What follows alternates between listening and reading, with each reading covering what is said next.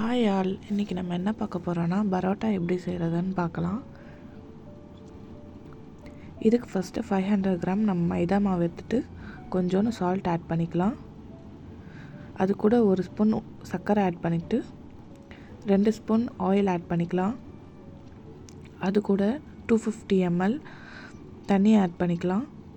அதை நல்லா சாஃப்டான டோவாக நம்ம பிசைஞ்சு எடுத்துக்கலாம். அதை குட்டி குட்டியாக நம்ம கட் பண்ணி வச்சுக்கிட்டா நமக்கு ஈஸியாக இருக்கும். அதை நல்லா சாஃப்ட் பால் மாதிரி உருட்டிட்டு அது மேலே ஆயில் அப்ளை பண்ணி வச்சுக்கலாம்.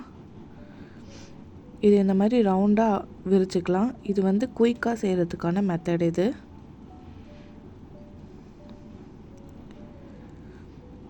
அதை மாதிரி எல்லாத்தையுமே நம்ம விரித்து ஒன்று மேலே ஒன்று அடுக்கி வச்சுக்கலாம். ஆயில் அப்ளை பண்ணுறதுனால அது ஒட்டிக்காது. இப்போ ஒரு மாவை நம்ம நல்லா பெருசாக விரிச்சுக்கலாம். அதை இந்த மாதிரி அடிச்சுக்கலாம்.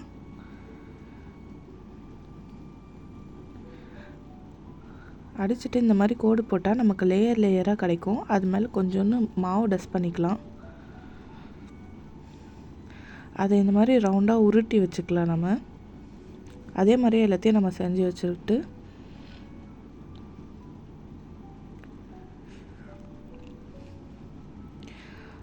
நம்ம கையாலே இதை நல்லா தட்டி எடுத்துக்கலாம்.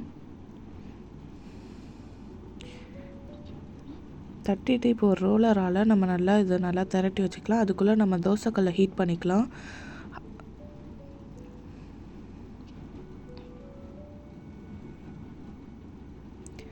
ஒன் சைடு வெந்தோடனே இன்னொரு பக்கம் திருப்பி போட்டுக்கிட்டு கொஞ்சோண்டு ஆயில் ஊற்றிக்கலாம். 2 சைடும் நல்லா வெந்துட்டோடனே எடுத்து இந்த மாதிரி ஒரு அடித்து வச்சா தான் நமக்கு லேயராக கிடைக்கும். அதை ஒரு பிளேட்டில் மாற்றிக்கலாம்.